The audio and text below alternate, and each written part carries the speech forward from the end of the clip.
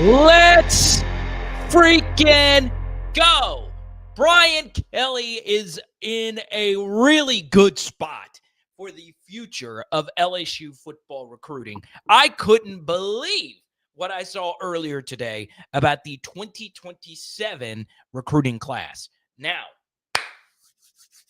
we talked on Sunday night quite a bit about the 2027 quarterback class, but did you know that the state of Louisiana has 9 top 100 on 3 industry recruits in the state of Louisiana? Now, that is probably going to change.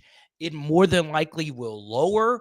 It is still very early in the process, but 9 is an extremely high number. I want to show you some of the research we were able to do a little bit earlier today. Bang.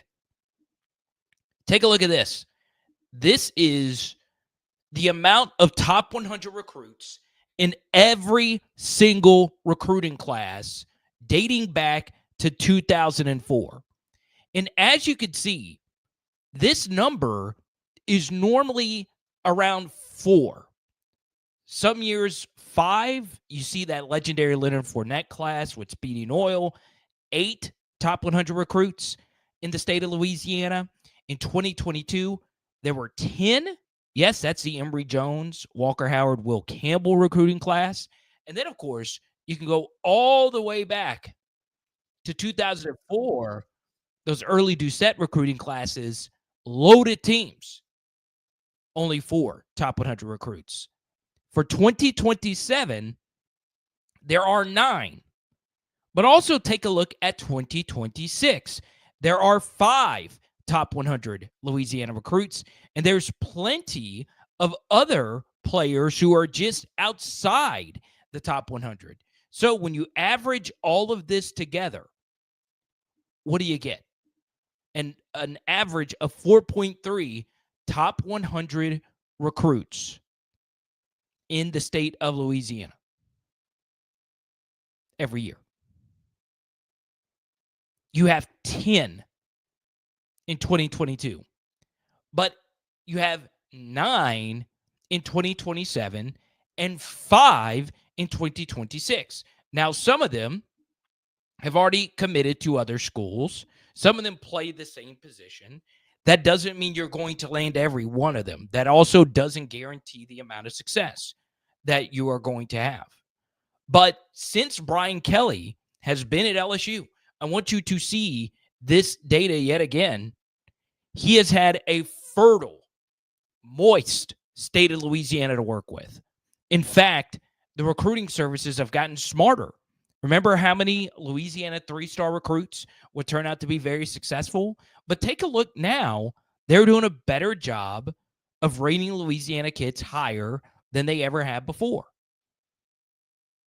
10, 5, 3, 3, 5, 9. That is the most top 100 Louisiana recruits over a 6-year stretch ever. So, does that mean that the Louisiana high school football player has become a better player? Probably not. It's just the service is sharpening up. But the data has always shown if you have more top 100 recruits, you are more than likely going to be in the running to win a national championship. And that is really, really, really good news if you are an LSU Tiger fan, if you hit them. Okay, so you have to close the deal. This obviously is a different era. This is the NIL era. This is the transfer portal era. So it's not quite as important to land those players. All right, it's not as important to land each and every one of them because they can always come back. They can always come back to your school, even if they go elsewhere at first. But the truth is, LSU is in a really good spot. They're in a really, really, really good spot. And I'll show you some of these 2027 players. Okay, some of you aren't familiar with most of these kids, and by some of you, that includes myself. It's a little too early for me to be talking about high school juniors specifically, but I do like to talk about them as a whole, right? And there are 2 quarterbacks in this top 100, so you're not going to land both of them more than likely. And there's actually a third in Malachi Ziegler out of Benton, Louisiana. But you see, there's quite a few of these guys, like a Jaden Miles, if you will, 6'2", 200 pounds. That's a guy that you would like to get, right? Peyton Houston is a quarterback that I like a lot, that we talked about over the weekend. Ahmad Hudson. And then you can go all the way down. Jaden Anding, whose older brother was a part of the last recruiting class at LSU, Aiden Anding. Okay, so things do set up nicely for LSU. So you have a more organized NIL. You still have the genetic advantage of being the only Power 5 school in your own state. That is all wonderful. But can you find a way to get most of those kids on your team? The good news is for the 2025 class, you are in a really good spot because you've already landed 4 of the 5 top 100 recruits. Obviously, Blaine Bradford, the 5-star safety who decided to go elsewhere.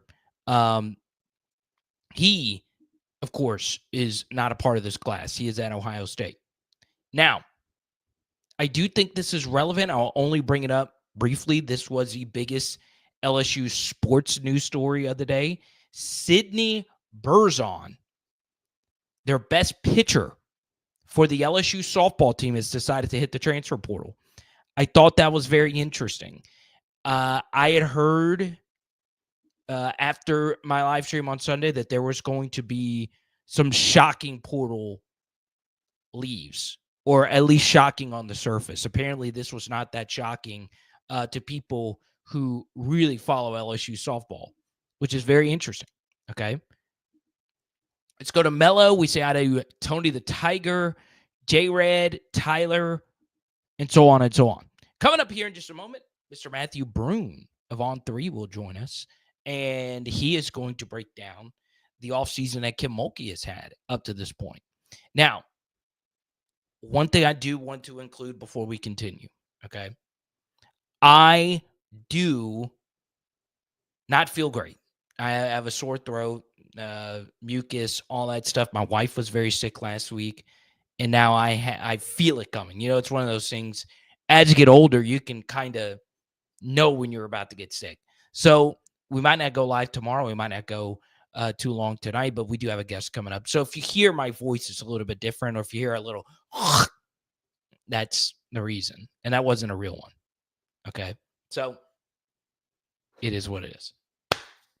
Next thing, I do want to chat about the big changes that are coming to college football.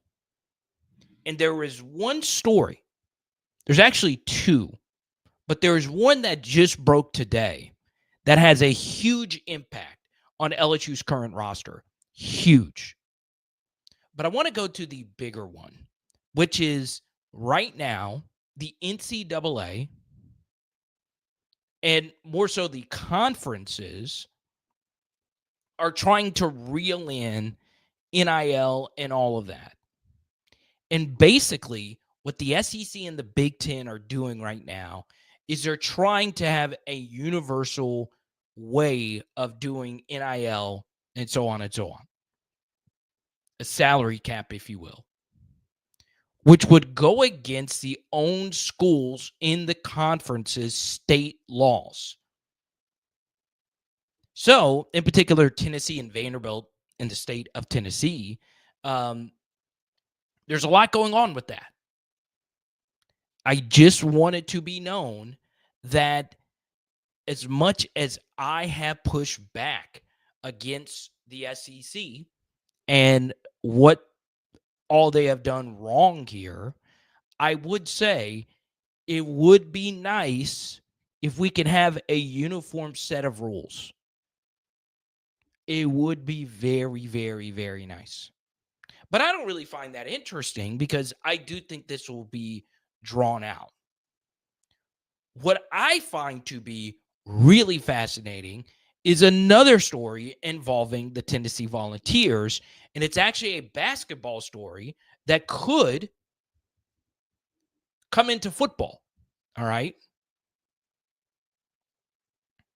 Now, let me pull up a fancy smancy graphic here just to show you that this indeed did happen.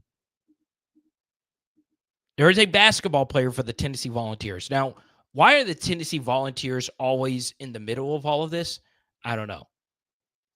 But Zakai Ziegler, number 5, superstar point guard for Tennessee, has played 4 years of college basketball.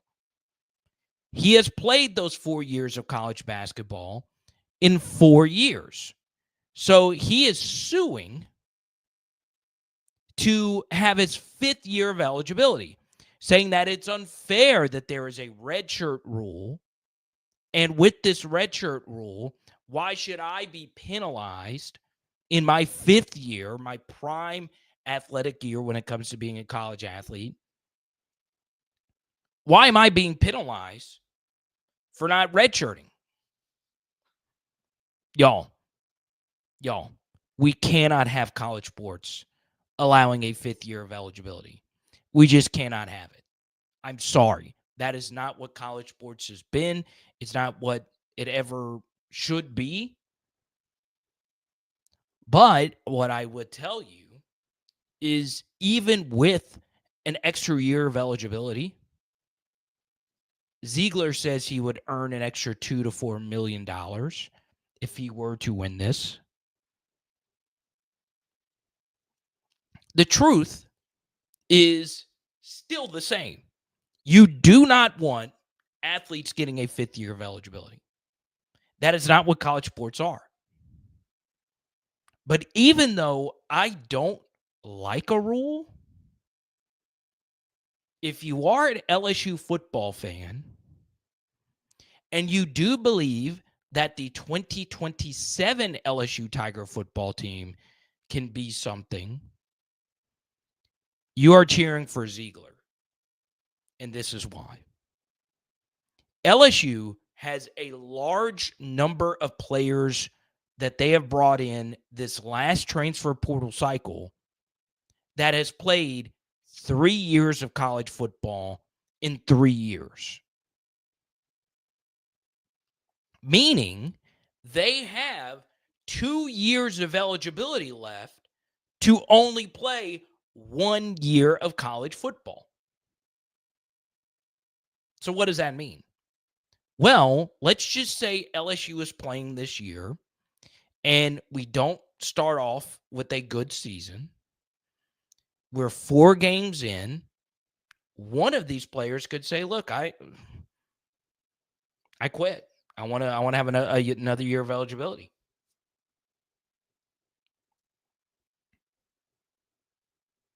Now, really think about that. How much LSU would be helped by that? Now, who are some of these players? Well, one is A.J. Halsey, who you just brought in. He has played 3 years of college football in 3 years, did not redshirt. Another is Mansour Delaney. He has played 3 years of college football in 3 years. Now, he is a top 100 NFL draft prospect. So he's probably going to the league, but still. And then a guy that I am very sympathetic towards is Jack Pyburn, who in his freshman season almost exclusively played special teams for Florida. Now, Jack Pyburn, I think, will get drafted next year. But imagine if you can have all 3 of those guys for a 5th year. You know, another one, Barian Brown. Barian Brown. Now, Barian Brown, even if he did get a 5th year, he would probably make that leap to the NFL as well. But that's huge, in particular for this current LSU roster. So if Ziegler wins this case, this would be bigger than the Diego Pavia win, because the Pavia win has to deal with JUCOs and all of that. If you could stretch out your college eligibility to play 5 years of college football in 5, it changes the entire sport. It changes the entire sport. Because at this level, you cannot get quote unquote washed up playing college football. You can't. Now, you might not be the same player after a serious injury, but there is no age cliff in college football. Basically, meaning the older you are, the bigger the advantage you have. You don't fade out of your prime. You don't have to worry about what Travis Kelce has to worry about next year, or Stephon Diggs has to worry about next year. Are they still, can they finagle around being older for their positions? A fifth year of college football is not a good thing, though. Okay. I don't like the redshirt rule as it is. I really don't. But, I I just don't know. I just don't know at this point. And you guys know, I sometimes, to a fault, this has cost me viewers, this has cost me a lot, but just being brutally honest about things, I would be pissed off if they did that. But I'm also pissed off that we're going to a 16-team playoff. I'm very pissed off about that. But I love LSU so much. I love this community so much. And I still love college football. I just don't like the decision makers. I don't like the powers that be. I don't like any of it at this juncture. I just don't. But dear Lord, a fifth year is too much. Now, to LA Mom's point, she is thankful for the fifth year of eligibility for NUS. I am fine with the way things are, to be clear. Okay. I am fine with redshirting and the 4-year or the 4-game and under redshirt. I'm fine with it. There are a few things I would change about it. But, as far as Garrett is concerned, he did redshirt his first season, and thank God he did. That is definitely one take I was totally wrong about. And guess what? You miss on a lot of things. When he decided to sit out of the bowl game and save this year of eligibility. So let's go to Jared. If JD5 wanted it extra year, I'd been okay with it. Well, it's funny you mentioned that because he did get an extra year. He did get that extra year of eligibility because of the COVID year, right? So he was he started 4 years of college football, but he got that fifth because of the COVID year. But in that COVID year, they played 4 games in the Pac-12. So there you go. Let's go to Drunk. T-Bob got poached by Chicago. He couldn't say no to the NIL money. I've been asked a few times about T-Bob's salary at Barstool. I do not know. I do not know. It's definitely more than what I'm making.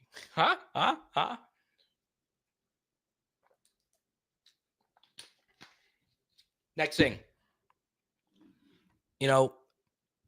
There are so many of these college football quarterback lists.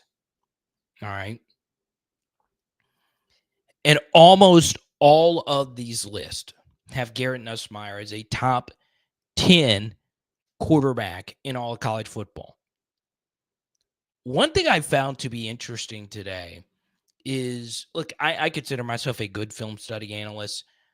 I wouldn't say I am elite. There's this guy by the name of JT O'Sullivan of QB School. He's elite. He's really good. All right. And he just randomly tweeted out, he said, the first half of the Baylor game that Garrett Nussmeier played, he called incredible. And he is a very honest, and I wouldn't say pessimistic, but he's not as sunshine pumpy as former NFL quarterbacks who do this, right? So many former players are afraid to be critical. And I agreed with that. I mean, the Baylor game, yes, it was a very opting out, weird game, But Garrett really was phenomenal with a brand new offensive line basically in front of him. Here's the thing, though, that is very fascinating about Garrett and why I am rooting for him, even if I weren't an LSU fan. So, growing up, I am big at this age of my life. And I don't know why I've gotten into this mindset. It's stupid that I even am considering this, but I want to get my athleticism back. Like, I'm really training as hard as I possibly can. Samuel, who's a big time PHLer, he's been helping me a lot. He does a lot of fitness stuff off to the side. I can hook you up with them, and you can get trained by someone who does this. And he's done some one-on-one stuff with me, and I am trying my best to get back to where I was as a four-sport athlete growing up, and it's hard. I couldn't run. I couldn't jump. I couldn't throw. I had no athleticism, but I was able to play all four of the sports. I wasn't elite at any of them. But I say all of that because I root for the non-athletic marvels to succeed. I do. I root for Garrett Nussmeier, who is indeed a pocket quarterback. Now, he's not a Ryan Mallett statue, but he also doesn't have Ryan Mallett's size. He doesn't have a Jamarcus Russell level arm or anything like that. But Garrett is a great processor. He plays the game how, if I were a quarterback, I would have to play the game. I can't run. Now, the difference is most of these quarterbacks that you see on all these top 10 lists, Garrett is the only one who can't run. He's the only one. Go look at any top 10 lists. It's all quarterbacks who have juice with their legs. And that sounds very suspect. There are some who are beyond elite at it, like Lenore Sellers. He is touching on Jaden Daniels' level as a runner. He is that good of a runner. And then you have very, very, very good runners like John Mateer, who we talked about quite a bit on here. And then you have guys that are probably a little bit below that, like a Sam Levitt. And then a guy who's probably a rung below that is Arch Manning. All those guys can run some, all right? So I will be honest that a big reason why I cheer for Garrett is the same reason I, in many ways, cheer for short quarterbacks in the NFL. That's why I love Drew Brees so much. He had to know every last little detail about the game of football for him to be successful.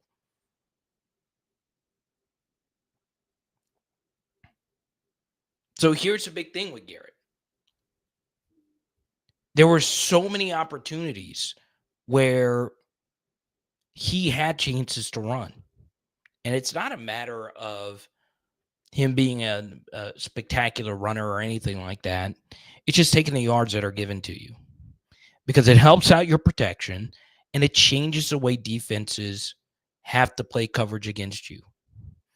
Now, some of this is me being radicalized on my Power Hour SEC channel, doing film studies on quarterbacks who mostly only run. Lenore Sellers and Marcel Reed being two of those guys. And John Mateer is a better runner than he is thrower. So, we're going to keep hammering this point. You don't have to be anything special as a runner. But if you go back to the best thrower of the football I've ever seen play college football, which is Joe Burrow, the close games, the games that were tight, the games that were in the balance was ultimately decided by Joe Burrow's running ability. Clemson game, check. Big, big, big game. Alabama game, check. Auburn game in particular, check. I will say this about Garrett Nussmeier that makes himself really special is his pressure to sack ratio is so damn low, which is really good. He just does not take sacks. Now, some of that, he needs to take more of them instead of throwing the football into harm's way. It is what it is. Now, coming up after this break, we check in on the person who covers LSU women's basketball at a higher level than anyone else. But he also talks football. We did a deep dive to start about the On3 rankings that came out today. We'll talk about all of that coming up in just a second with Mr. Matthew Brune, okay? Let's go. Are you a die-hard LSU fan? And would you like to understand the complex game of football better? Well, sign up today for our PHL Patreon. This is his second touchdown. Counter G while you're pulling the guard. We dive deep on recruiting and the transfer portal at a level that you have never seen before. Film breakdowns from so many different angles, and my personal favorites, oh yeah, the analytics, baby. I like to get nerdy. We take a look at cutting-edge statistics that help all of us understand LSU football even better. And guess what? Every new sign-up gets a Joe Burrow card in the mail for free. But we got to save the best for last. Our private Discord community of LSU fans from around the globe. Sign up today. Patreon.com/LSU football and put your name on our wall of patrons. Special thanks to everybody who's on here. Let's freaking go. Let's go! On a journey together with Zion Imaging. I want you to see this experience up close. And me as a wedding and event DJ, I watched how everybody had so much fun with Zion Imaging. And a big reason for their success is the team. Yes, Jaron Thomas and his family started this off as a passion project, and they have one simple goal in mind: taking your event to the next level. Whether it's a wedding, reunion, quinceañera, school, or corporate event, Zion Imaging is all about family-friendly fun. And I gotta show you on this tour the high-level technology that quickly sends your video session to your phone, whether it's iPhone or Android. Yes, it's the Zion Imaging 360 spin booth experience serving North Texas, North Louisiana, South Arkansas, Orlando, and more. Give us a call, 318-469-4265. Check us out on Facebook or book us at Zion Imaging, XYANimaging.com. All righty, Mr. Matthew Brune, your thoughts when you look at the brand new 2025 LSU women's basketball roster is what? What's up, Carter? Yeah, the new roster, obviously plenty of turnover here. I think I know that was an emphasis coming off of last year, was just talking to the staff and knowing Kim Mulkey, back-to-back Elite Eight finishes isn't quite, where they want to be. They want to be in the Final Four. They want to be in the national championship. So coming off last year, it was definitely an emphasis to, I think, get bigger and obviously add more talent overall. They have the number one recruiting class in the country coming in with 5 freshmen, 4 of them top 30 players. And then they went to the portal and they added Mylasia Fulwiley, Amaya Joyner, and Kate Koval. And so with that infusion paired with Flau'jae and Michaela, I think they have a lot more I don't want to say they have a lot more variety now, but when you replace an Anissa Morrow with Fulwiley, obviously it's different positions, it's different ways you can attack, and I think they could play a little faster this year. So the hope is to get them out in transition a little bit more, get Flau'jae and Michaela easier looks at times. The offense kind of bogged down a little bit, but overall, I think this is setting up to be, especially with Koval at the 5, I think a more Kim Mulkey team that can play faster and then is just a little bit more physical than what last year's team was. Yeah, I'll be honest, Matthew. It's so hard because you become so attached to a team, right? But it's going to be so hard for LSU fans to see last year Poa on, like, she was still eligible to play. She's playing somewhere else. But in your mind, this was a gutting of the roster. In my Yeah, opinion. Samaya Smith as well. I mean, as Yes. much as we like Samaya and she had great moments, I mean, she ended last year averaging 6 points a game, and I think, you know, even at 6, like, you look at just the front court, Anissa Morrow is obviously great. Like, there's no contesting that. But it's like you go 6'1" and 6'2" was your front court. It just Right. wasn't big enough, really, in a lot of ways. And so Kate Koval, at the very least, gives you 6'5" in the middle, and she was the number 5 player in the country in the 2024 class. Someone that LSU really, really wanted in that class. She ended up going to Notre Dame for a year. So at the very least, you start there.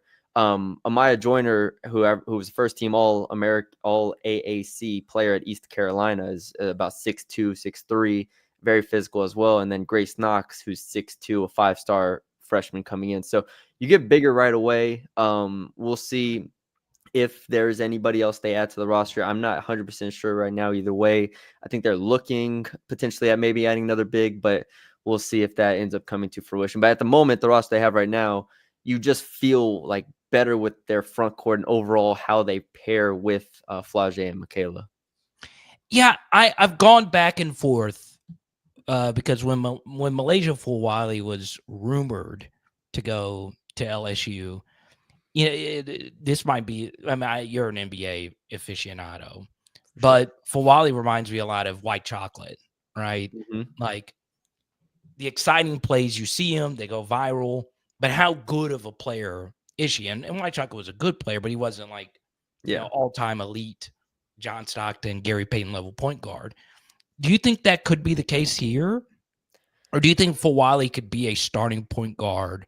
Because, I mean, I know she's won a natty, but you want a starter per se. Yeah. Do you think she could take that next step with Kim? Yeah, so I understood everyone's trepidation with it initially when it was rumored, because you do have Flau'jae and Michaela, and the past 2 years have been trying to figure out what works with obviously the ball dominant guards of Flau'jae and Michaela. Like what point guard works with that? They had Haley, it didn't work. Then they had Cheyenne Day Wilson, who kind of just didn't really do anything at a high level, and it didn't work. So they had some like Kaylin Gilbert minutes out there and different players playing the one. I think for Kim Mulkey, this edition does one thing at a very, very high level, and it makes them probably the fastest team in the country and opens up transition on a whole nother level. Like, when you have a player like Malaysia, who, I mean, in the open court, you could just go Google her highlights, and it's just like unbelievable stuff, finishing at the rim and creativity with the ball and everything, and just the pace she plays with. And that's what Kim Mulkey wants. Like, that's where Kim Mulkey differs from like the other older coaches. Let's say, I mean, like Vic Schaefer at Texas is the opposite in the spectrum. You know, even Dawn Staley pushes it, but she's not like forcing it. Like, Kim Mulkey just wants you to run in a lot of situations. And with Fulwiley, I think she does check that aspect of it. The question comes in the half court. Like, when you get bogged down, when you get into slower pace, can she run an offense? You know, how does she operate whenever things aren't coming easy? And I think a big key for that will be her 3-point shooting, where she'll have to get back to where she was as a freshman, where she was, I think, in the 30s percentage-wise. And last year, I think she ended like 26, 27%. So a lot of it comes down to the shooting, I think, in the half court. But overall, I think just from an offensive perspective, I'm excited to see what she can do. But I mean, this next year, I mean, I know with the portal things could change, but I mean, they got to really push to hoist the trophy next year with Flau'jae and Michaela here, right? Yeah, like that's the urgency, is you have Flau'jae and Michaela now at their peak powers. Even 2 years ago, it was always, you know, Angel Reese that was kind of the one, and then maybe Anissa, and, you know, Flau'jae and Michaela were kind of ancillary pieces there as freshmen and sophomores. Now there's no more Anissa. I mean, even with Fulwiley, like, she comes in as the clear number 3 to me. Koval's young, and then they have this awesome freshman class, which I think people are kind of overlooking. We can talk about later, but like, this class will contribute as well. But it all comes back to Flau'jae and Michaela. Like, you can't have those quarters, those halves where, like, you know, you don't show up, and that's going to be, it's imperative that they both play well for every game of the season, because that's kind of what's going to carry them. And if they do, they're both All-Americans. They're both like first team All-Americans potentially this coming year. I don't know really anything about the McDonald's kids that are coming in. So How Yeah. special are the incoming true freshmen? Yeah, I think I mean, we've seen it kind of most years, if not every year. Even like Jada Rashard showed flashes last year, and she was ranked in the 90s. Their freshman class is going to help a lot. Grace Knox, as a 6'2" forward, is going to come in and immediately play. I'm not saying she's going to start by any means, but she's going to come in and play significant minutes. Zakiya Johnson was awesome in the McDonald's All-American games. Someone who could score, put the ball on the floor. And what I like about Zakiya and then Divine Barrage, another 5-star or high 4-star player, however you want to look at it.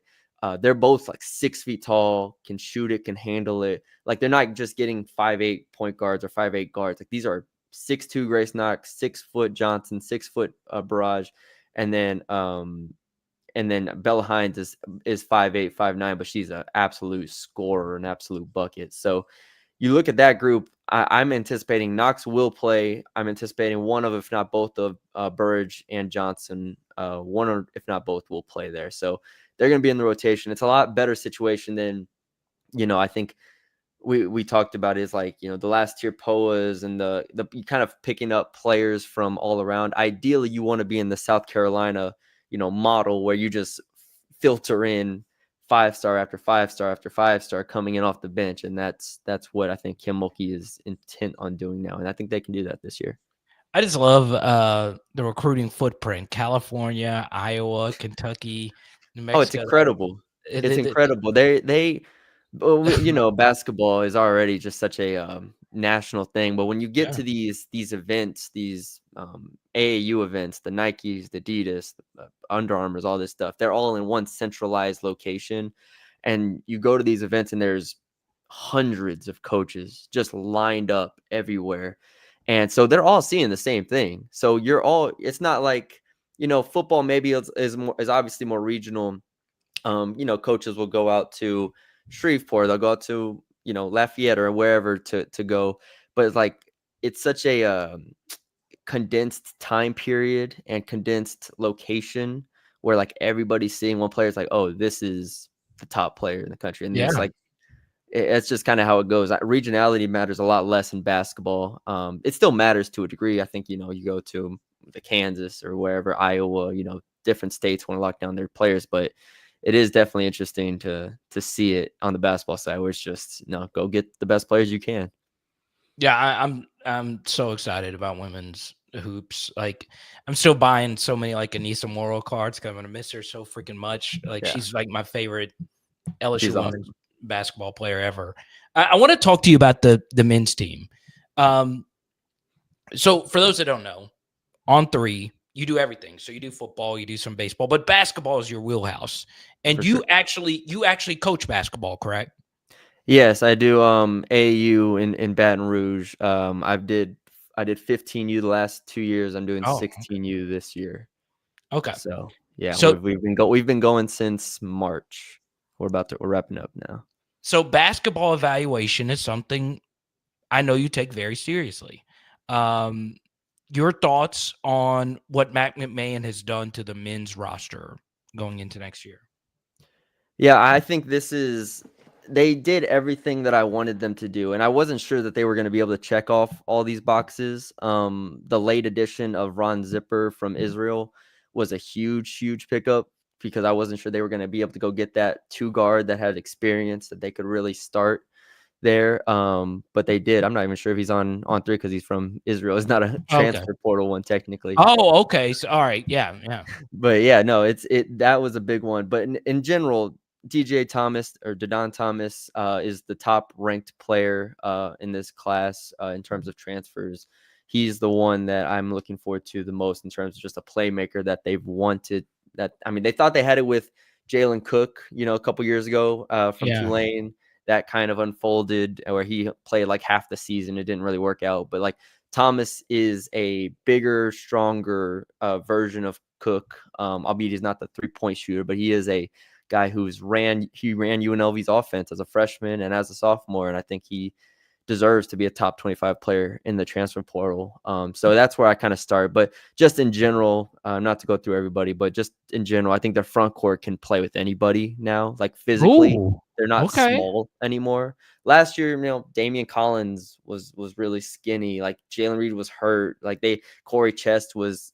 I don't want to call him skinny, but he definitely wasn't bulky. Like now, I think they have the bigs to like actually throw at people and not be overwhelmed, which is big in the SEC. That's like half the battle in the SEC when you look at like Florida and Auburn and these giant teams. So I feel good about the front court. Thomas at point guard is going to play a ton of minutes, and then I think they have enough shooting across the board now with a guy like Max McKinnon from Portland and Ron Zipper, like I said, from Israel, and some other players. So I like the construction of the roster much better. I think the influx of NIL cannot be denied. I think that was Yes. absolutely huge for them to get that money and to be able to spend it. Now, this is a question, Matthew, that everybody wants to know. And it's going to hurt me if you say no to this. I'm Because scared. I grew up going to John Brady's basketball camp. I just want to be in the damn tournament. That's all I want to be. I don't care if we're in the first four in and we got to go play in Hot Scotch, New Jersey. Can we make the damn dance? Yes, LSU should make the tournament this year. LSU should make the tournament this year. We will be there, Carter. We will all be there wherever this is. I don't know where they're gonna. Even if it's like you said, first four in Dayton, we will all be there. LSU will turn out because we're finally in the tournament. LSU, they should make the tournament with this team. Like again, everything from NIL funding to the actual execution of this roster, which impressed me. Matt McMahon needs to make the tournament this year, which I've been saying even before they constructed this team. They need to make it. I think they will. I think it's just kind of glossed over because the women's tournament happened at the same time, and we're all focused on that. But y'all, 14 of the 16 teams made it. Okay? Yeah. It was us in South Carolina that did not make the tournament. We have not made the tournament in God knows how long. And if I saw that stupid freaking manager from Will Wade one more time, Please. I would slap the damn garlic Parmesan Buffalo Wild Wings out of his hands. I was so sick of it because I care so much. I freaking love if Stromile Swift walked up to me and said, "Hey, give me your left arm." I wouldn't even ask. I would chop it off and say, "Here, Stromile, take it." That's how much I want this program to be great. This is what LSU needs. And like you said, I think people kind of glossed over it. But then once you watch the tournament, when you're watching the first two rounds, and it wasn't even like a crazy tournament this year, but you're still like sitting there like, damn, like imagine like LSU hears and they're or just imagine like they win a game and then they make a second. Oh yeah, it's just a different feeling in the NCAA tournament where all eyes are on you and you're in the chaos. You're not just watching the chaos. You're actually living it and like breathing it for a minute and like supporting your team. And it is magical. But yes, it was painful for LSU fans not to be in it. OC Sibley in here. Is it Brune or Bruni? Bruni. Oh, well, I've been saying Brune from the last segment here, and you never corrected me. That's all right. I feel like shit now, dude. I feel like absolute shit. I feel like shout out to the listener though. That means they listen to my podcast over on the Bengal Tiger on 3 or radio or something like that. I feel like the bat that got hit by Manu Ginobili right now. Like that's how bad I feel. Because I take it seriously. Bruni, I'm so sorry. Thank you so much for correcting me. But I'm excited. Freaking Ronald Dupree, number 12, is back in that building. I mean, Matt, you cannot not make this damn tournament this next year. Please. Now, I'll be honest, okay? You know more about basketball than I do. I will say, though, that as much as I want to believe that they are going to make it, I just think about it. Holy crap, the coaches in the SEC. It's just insane. Like, it is freaking insane how many legendary coaches, national championship winning coaches, even the ones that have not won natties, like Rick Barnes and Bruce Pearl. Right. And then we have Matt McMahon. I just don't think he can punch with the heavyweights, Matthew. No, that is what he's gonna have to prove this year. And I think this is a 1-year deal here where if they go 4-14, I think he's gone. And that's it's over. So then you will have your answer. And then we will have our subsequent answer of, and this is what I was trying to tell people during the season. It's like, especially towards the end of it, it was like, look, they're going to, and Shea Dixon obviously came out initially with that, report of like they were going to back McMahon, they were going to fund NIL, yada yada yada. Just because I think monetarily it makes more sense, try to give him one more year, give him the funding instead of having to pay out all those coaches and then hire a whole new staff, whatnot. I think more than anything, them committing the however many millions of dollars it was, let's just say $6 to $8 million range, somewhere around there, that them allocating that money to basketball is the step. It doesn't matter who the coach is. Obviously, it will matter who the coach is if you can't get it done. But at this moment, it didn't matter. They needed to step up and say, no, we are going to compete with even the Mississippi schools, the A&Ms, the Alabamas, Auburn, so on and so forth. Like, you had to, and I always use Brian Kelly's verbiage when he was talking, when he was up there pleading for NIL in December, when he was saying we got to pay the ante to get a seat at the table. That's what you needed to do with basketball, and they finally paid the ante. So now we get to see, just like in football, this is the result of that. In basketball, it's the same exact thing. We get to see what it looks like when he has a decent hand at the poker table. If Scott Woodward is for some reason watching this, I've got my list of coaches that I want to swing for the fences. If you want to swing for the fences, I'm going to give you 3 names right now. Bruni. Okay.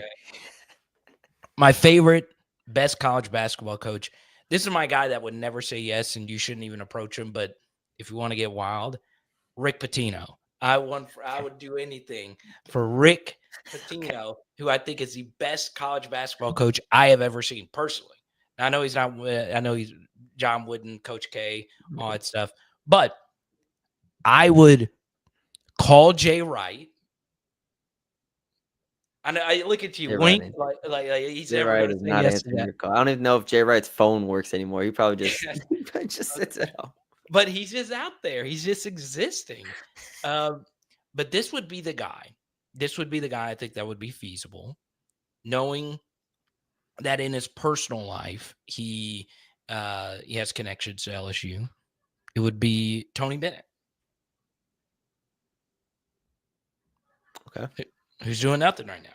I think his wife, I think, went to LSU.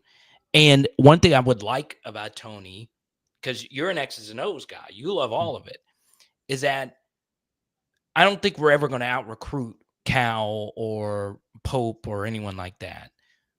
So why not get a coach who does the opposite, who extracts the most out of lesser talent? Now, it's not a diss a Kyle Guy or Hunter or Ty Jerome or any of those guys, but I mean, you get my point. I get what you're saying. Is if you can't compete, you have to outsmart them to a degree. You have to outsmart the other. I mean, it's kind of like, it's kind of like in football, when you're out, you have to out scheme the other team. You can't do something that they've already prepared for. You want to make them prepare, on a short week or something like that. You got to catch them. So yes, I do understand. I do see the Tony Bennett side of things in terms of like he would have a clear identity. There would be a player development. Like it would kind of be a Dabo Swinney type thing where like you're trying to just instill a culture. Yes. That would be interesting. I'm curious. I'm curious. But I know it would just be some other mid-major coach, but I think about it all the time. I think about it all the time because I just don't believe it. I just think we're going to be in this spot next year, and then everybody's going to be. Nobody believes it. I mean, probably. I mean, a vast majority of basketball fans need to see this to see it to believe it. I don't completely blame them. All I can do is present to you that this roster is significantly, I think, more capable of competing with the rest of the SEC. Now we have to go see them do it. And De'Don Thomas cost more than the entire team last year in terms of NIL. So just the ability to go get him, like alone, speaks to the fact that, all right, now our expectations can reasonably be raised to where we're making the NCAA tournament here if you're an LSU fan. Last year, it was last year was, first of all, the SEC was the best conference of this century, and So it you was. believe that? You truly believe? Yes. Yeah, I know people were looking. I think it was what 2004 the ACC in 2004, something like that. There have been a couple good ones, but like that's another thing I think Who that's would have been working. 2004 AC? That would have been Chris Paul. Yeah, there was like it was a Wake Forest, Duke, Yeah. North Carolina, but the ACC that year only had like 8 or 9 teams, I think. So it was kind of, obviously they were all good, but they were all To your just their own point, I thing. agree with you. It was the best So I've ever seen. Yeah. the other thing I think that's working in LSU's favor is the fact that the SEC will take a small step back. It can't be the same as good as it was last year. I just don't believe they lost so many seniors and high level players. I mean, you go to Auburn, Florida. I mean, Sears, Broome. Go down the list of Clayton, like all these players. Wade Taylor from A&M. So I think there'll be a reasonable small step back from the SEC, and if LSU can take a step up. I mean, 2 years ago they went 9-9, and that team wasn't any good in the SEC. So it's like if you're an LSU, if you're like, we just get to 8-10, you're making the tournament, and you're probably, I mean, 8-10 last year, Mississippi State got an 8 seed, Yes. Arkansas got a 10 seed, Georgia got a 9 seed. Like if you're in that range, I think more than I think an 8 to 10 seed is very, very reasonable for this team. Yeah, I'm probably the only LSU show that's like 53 minutes in and that didn't bring up baseball. But you obviously keep up with it with LSU baseball as well. Do you think it's a top 8 national seed no matter what happens on Friday? I do think so. I've read. Shout out to Hunt Palmer breaking it all down, man. I love reading his stuff. But I do think they have enough with RPI, and it is so convoluted and complicated to where it is interesting. But yes, I do think they've done enough, and obviously, I think once you get in that spot, and this is what I do enjoy about the baseball setup, just in general, is that there's always something to play for. And in basketball, it's like if you're a 1 seed or a 2 seed or 3, like it is kind of nebulous. In football, you're only not even more playing for the buys, but you're kind of playing for something. In baseball, I do enjoy top 16 host your regional, top 8 host super, so on and so forth. So I am interested to see how they approach the tournament.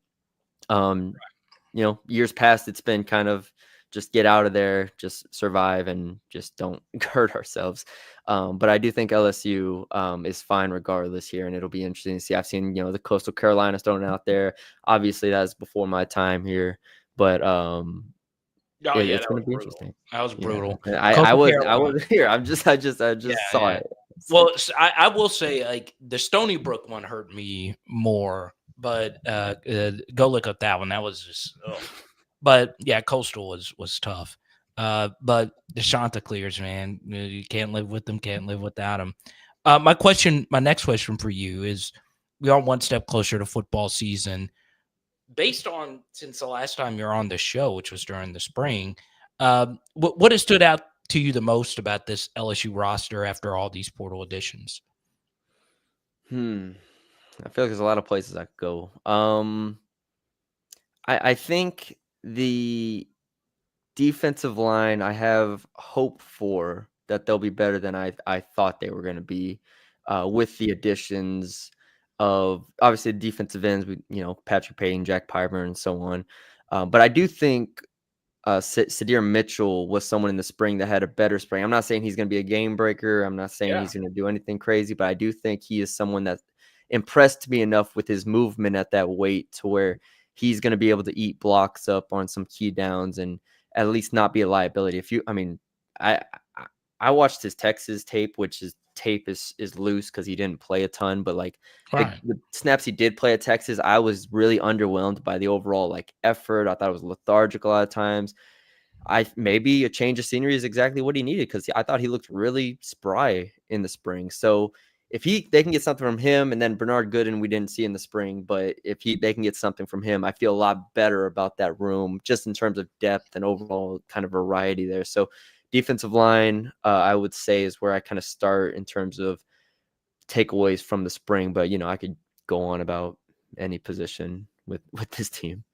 Should it be Greg Popovich Airport? in San Antonio. They're trying for it. They're trying to make a move for it. I'm sure nobody outside of San Antonio or Texas has seen this, but yeah, they're trying to file a motion to name it after Pop. I would So love it. would you blow up everything to get Giannis? Well, you wouldn't blow up everything, but what would you? I This mean, is the conversation me and my dad have on a daily basis. He was initially saying go get Giannis, which I think there is something to it because in today's NBA, it's so hard, obviously, to repeat or to have any sustained success, with this CBA and everything. So like if you have a window, you kind of need to do it. So and if you got Giannis alongside Wemby and whatnot, like that would be a championship core. Not saying it would win, but it would be very competitive immediately. I don't think I could do it though. I don't think I could trade the second pick. And like, especially if it's second pick and Castle and yeah, like I wouldn't do Vassell that. and like if you're trading everybody for Giannis at 31 years old, I couldn't do it. If you were just trading like only if you told me it was only the second pick for Giannis, I could probably do it. But it's just like if everybody that has thrown out trades has just been like, all right, second pick, Vassell, like 14th pick, 28 first, like all these picks. I'm like, that's a lot. If Giannis was 28, yeah, I would do it. I would do it for anything in the world. But I don't know, Yeah. 31. I know he's great. I love Giannis, but I don't know how much more he's got. Who wins the NBA championship? This is the hardest question here. I've actually been thinking about this.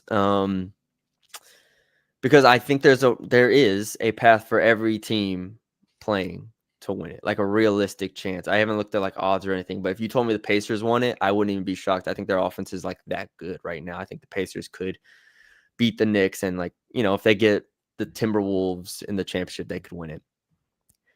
The Knicks are tough, man. They're so talented. They have so much talent and Brunson's a closer. I'm avoiding the question because I can't. I'm going to go. I think it's one of the Western teams. Okay. I think it's one of the Western teams. It's going to be the winner of OKC, Minnesota. And as much as I like Oklahoma City, and 2 weeks ago, one of my friends asked me, and I said Oklahoma City, I think Minnesota is going to get it done. I think their defense is good enough, and I think Ant is ready. I think Julius Randle is the story with Minnesota. Yes. I never expect when they made that trade before the season. I thought it was over. I thought I was like, that was a bad trade. Fit makes no sense. Nothing makes sense. And now Julius Randle's is awesome again. So I'll go Minnesota. Right. So I have a huge, and for me, it might not be because and on three, you guys make bang, man. Y'all are buying rivals. Y'all are. Don't say we. I didn't. I don't know. I find out about it when everybody else found out about it.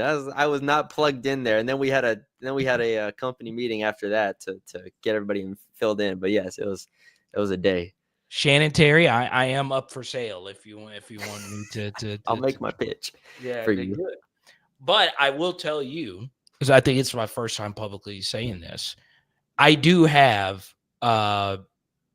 before we get to Sibley Super Chat here. Yeah. I'm so glad you said that because I do have a huge Timberwolves future. Huge. Like it would take care of me. And I placed this back in March. I felt like I was a sharp because I was like, I'm starting to see things happen. And part of it also was just Naz Reid, man. Like, man, he's so talented. Like he is such a that Lakers series. He had, was a game 4. I think it was where he was awesome. And after the game was like Naz Reid, man. That guy is dude. He's incredible. There's so many like just random SEC players. Like Oklahoma has 2 Hogs, 1 Aggie. You have 1 Georgia Bulldog for the. That's my least favorite player ever, Jalen Williams from Arkansas. That's my least favorite. Oh yes, player. Because of the charges. Absolutely. Well, it's actually my mother's favorite athlete on the planet. So she hates you now. Yes, because yes, she absolutely she's watching too. She's like, I hate this guy because I have a connection to him. Someone in his family was my football coach. So yeah, you are hated by my mother. Only because of the charges. She I'm sure he's a great adored. guy. But yes, the She Chargers threw me Yeah, overboard. yeah, I knew exactly what you were talking about, and it was for good reason. It was annoying the way he played defense, but that's why the Thunder love him, man. Yes. Is South Carolina still the big dog in the SEC next year? In the SEC specifically, yes. Okay, Yeah, in but the SEC overall, it's the thing is South Carolina, kind of like they were this year, they're going to be really, really good, but they're not going to be unbeatable. They're not what they were 2 years ago with Aaliyah Boston, or with all with Boston and Cardoso. Like they're not that. So they're very beatable, as we saw UConn beat them by 30 like twice. Like they can lose games. But I do think they are still the most like overall talented. If you go just 1 through 10. Edwards will be better for them. Kitts will be really good again, and they added Tania Latson from Florida State, who is very good as well. So they are probably, like, if I was doing a preseason ranking, they're probably still one, but it's not. Again, it's not like they were 2 or 3 years ago where they're 35-0. Like they're going to lose games, and so just like when LSU played them this year, it was competitive. I expect LSU to be right there with them again this year in the SEC. If we're doing like national picture, the only two that I can say for certain are better than LSU at this point is South Carolina, and then I'm pretty sure UConn is better still. what about Even USC? losing Page. What USC? Fudd, they added Sarah Williams, who LSU was in on trying to get. They added that Sarah Williams addition is going to be big for them. The KK Arnold and so on, and they're just always going to have good players there. So I think UConn will still be very good. So that's kind of where I'm at. But after that, I mean, LSU versus UCLA, Texas. Like I think LSU is right there in that 3 to 5 range of the country. I think they're going to be really competitive. Yeah. Man, I'm so ready for my mom to call me later, like, because she freaking adores because of the TikTok dances and stuff like that. Yeah.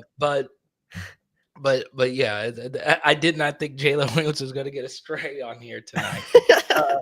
Like, what if he was tuning in before his big game? Like, damn, like this is random. Tip off in 24 minutes. Yeah, I'm sure. Like, damn, I'm sure he showed Shay before the game. Like, do you see this guy? Right, dude. I had a whole bit. I had a whole thing where it was like the charge of the day. And I would just find, because I would just be watching games, because I do the Dave Campbell's Texas basketball podcast too. So I'm over here watching like Rice and Tarleton State or something. And you get these refs out here that are just, they just showed up, and you got to do like falling sideways. And they're like, yep, other way. And I'm like, yeah, this is amazing. But then college basketball, to their credit, on the men's side at least, to their credit, they fixed it, and they do not call nearly as many charges. And it has done so much for the game. Now, the women's side, I don't know what is taking women's referees so long, or if they have a different governing body or something, but those charges are still terrible on the women's side. They need to fix that. But the men's side has fixed it. So I'm a little sad that I can't do my bit anymore of just tweeting out charges and getting a bunch of likes off of it. That was the cheat code for me. I loved it because I was actually mad. One thing I will say with like women's basketball now, because so much focus has been on football, and the powers that be just can't hoard talent anymore. Yeah, I don't know if Dawn Staley will ever have like a South Carolina team that she had. I mean, I don't think people realize how freaking good they were. Like they just did not lose games. No. They never played close games. They were never freaking close. Yeah. And like now, I just think it's going. I mean, I know UConn blew everyone out here. But they were a 2 seed. I mean, right? It's like and it didn't like they weren't like a. Obviously, everybody knew they were good. Like I picked them to win the championship in my bracket, so it wasn't a surprise. But like there were times in the year where it was like UConn just kind of was like going through the ups and downs and stuff like it with the portal. In every sport, obviously, but like women's basketball, I think is another one, kind of like football, where the top teams are still the top teams, but there's not as much continuity at times, and there's just a little bit more turnover than the coaches would like, and those older coaches are trying to figure it out still. So we're in like kind of a gray area right now where those teams try to get their footing. So yeah, I unless if another Aaliyah Boston comes in where and that it was really that whole class for South Carolina where they all stayed together for like 5 years and They're unreal. played together. And it was like, okay, what are we doing here? So we'll see. But yeah, I do think the transfer portal has opened it up for kind of a more balanced, at least like in the top 5, 6, 7. I will say, I was lucky, and you were at this game as well. Caitlin Clark beating that South Carolina team, Yes. that is the best Yeah. basketball performance I've ever seen live in person, men's or women's, at any level. That it was unbelievable. Like the shit that she was seeing out there was just insane. Like I had never seen anything like it. And I'm so glad that we did not have to play South Carolina in that final. We match up so well versus Iowa. And obviously we might have been able to beat South Carolina still, but I don't know, dude. That matchup was so bad that year with Boston and Cardoso, and yes, but Iowa just sat in the paint, just sat in the paint and let Raven Johnson shoot threes, and Caitlin Clark came down bombing away, and that was an experience right there. That was we had known about Caitlin Clark, but that was like the real introduction to be like, oh, this is a superstar, like here. Like we'd seen like all the long shots and everything, but at that time it was kind of just a legend. And then you see it in person, you're like, oh, she just took down South Carolina. Okay. But literally, like just after the game, it was just crazy how many people were just waiting on her. Like it was. What the young kids say, it was the aura. I'd never seen anything like that. And then Angel took care of business, and I was very happy that she did. Well, Angel and Jasmine Carson and everyone, but I wanted to ask you that before you left. You're famously known for calling the Jasmine Carson shot. So for those that don't know, you were on the court before the game, yeah, and you tweeted out a video of Jasmine Carson shooting threes. Mm-hmm. All right, and for those that don't know, Jasmine Carson barely played. Yeah, she was very inconsistent, and then she plays literally the game of her life, like just couldn't miss a shot. So you called it. It is one of my biggest tweets. That, and I think during COVID I had one where there was a quadruple doink watching a Charlotte. I think it was Rice versus Charlotte, Rice versus somebody. It was a Conference USA game because again, I'm at North Texas and I'm watching every like Conference USA game I can watch. And there was a field goal. It went off, boom, boom, boom, boom. And then like Bleacher Report and everybody picked it up. And it was like quad doink thing. So that and Jasmine Carson are my two biggest tweets because Jasmine Carson, all I did was take a video of her shooting. I was like, hey, she could have a good game here. And then she goes and hits random. It was so stupid. It was so random. I was like, how in the hell? Because she has like a key to the city that she's from and all that stuff. I mean, it was such a big story. Probably because of my tweet, honestly. I'm giving you credit. That's what I'm saying. I think so. You're the only media person that saw it happen, and you said this is going to be her night. I just not millions, but so many quote tweets and comments being like, "Did he know? Did he get the script early? Like, how did this work?"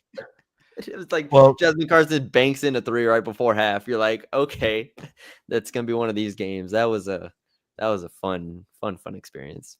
There we go. Make sure you go give him a follow on the Twitter.com. Just hit the 5K mark. Matthew Brunet. Brunet. Right. When I moved here, I was like, I should just make it French. Bruni. I should just make it French. Yeah, it's Bruni, but I should just make it French. Just go all the way Brunet with it, just like a beignet. Just go. Yeah, there you go. There you go. Well, Matthew, we really appreciate you, and we'll talk to you soon, brother. Yeah, thanks for having me, Carter. Anytime, man. All right, buddy. Matthew, superstar.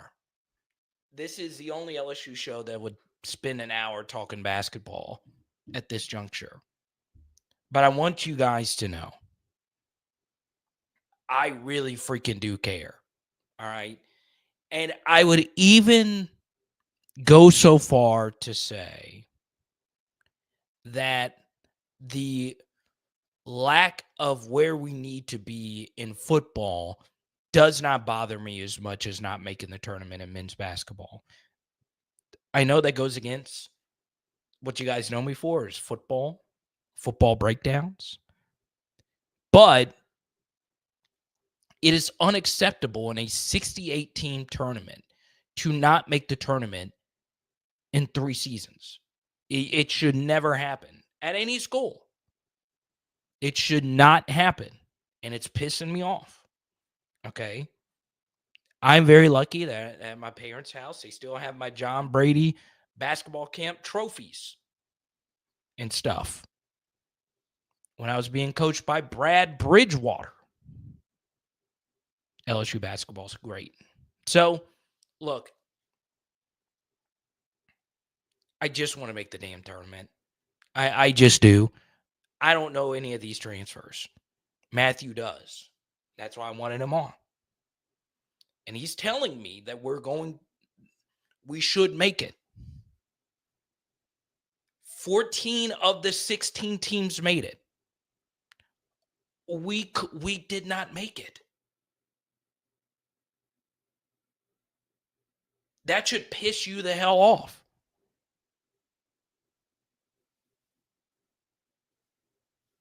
God, it pisses me off. Like, it really pisses me off. But we got Ronald Dupree, LSU legend. He's going to oversee a lot of things for us. That's good.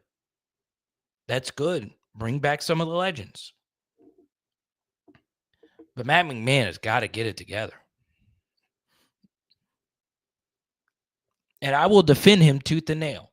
That I don't think when he took the job that he thought that the SEC would turn into what it is now in men's basketball.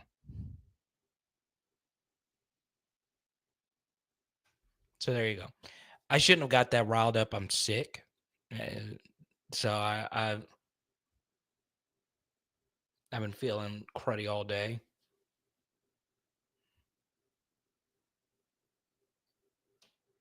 But this was the first time because I looked at some of these guys, and before, I knew Matthew was going to come on, I was like, I don't know.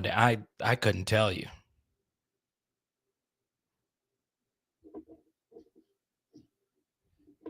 Texas A&M's got a new coach.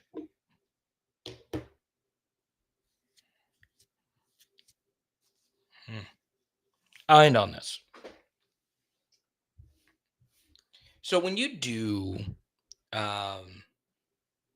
content and you cover all the teams, there's so many of you that just watch this. Some of you watch Power Hour SEC. Some of you watch Power Hour NFL. We just hit 7,000 subscribers on Power Hour NFL. Okay. When you do this, you really get to see the fan bases that have really been through some shit. Like the New York Jets have gone through some things. All right. But in all honesty, I don't think anyone comes close to these two programs when it comes to pain. Texas A&M and Arkansas. Okay? Goodness gracious. Because as much as we talked about Beth Torina, LSU softball being nationally ranked basically in the top 10, top 15, it's unacceptable that we've had what's happened in the postseason. But at least we still have Jay Johnson. We still have Kim Mulkey. We just had Jaden Daniels. We still have Brian Kelly. We've had a bunch of good things happen. Jay Clark.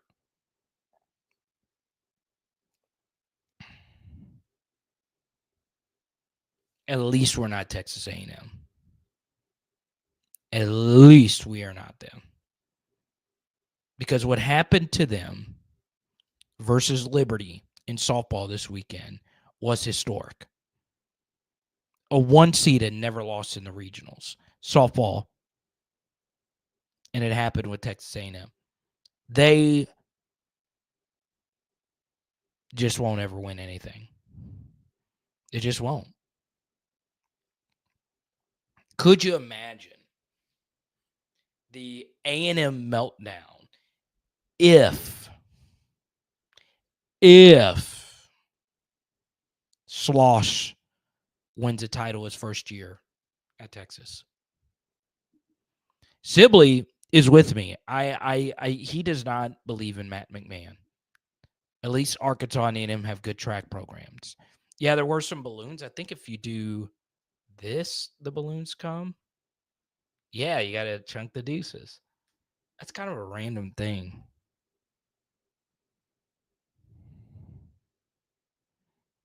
But there you go.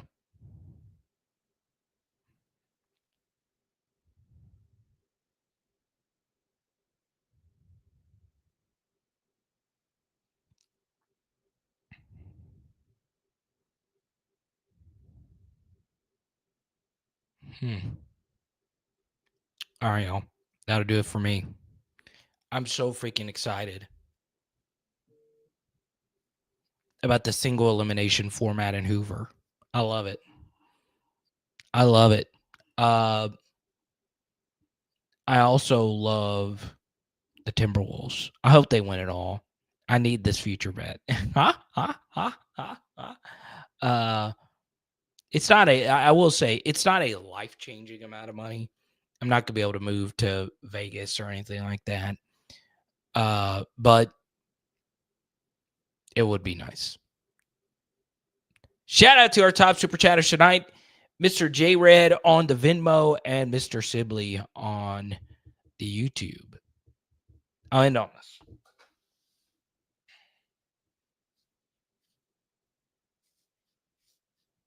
I'm sad that William Tate is leaving. I am very sad. He loved sports. His wife was heavily involved with the women's basketball program as a mentor, and I think she was kind of like a chaplain, if you will. And William Tate loved athletics. He really did. So I wish him well as he goes to Rutgers. I'm not smart enough to know what a university president does or doesn't do. I do know, though, that there are quite a few university presidents that do not give a rip about sports. They just don't.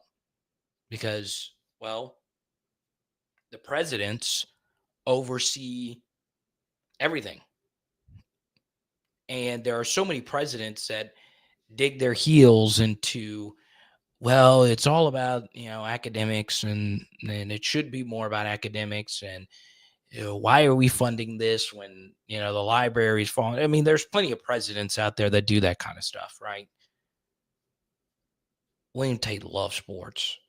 I actually met him, ironically, at the Final Four a few years ago. So I hate it. I wish he would have stayed longer. And we'll see where LSU goes from there. It is Power Hour LSU. Boom. Tonight we are doing some lemon garlic chicken. Let's go.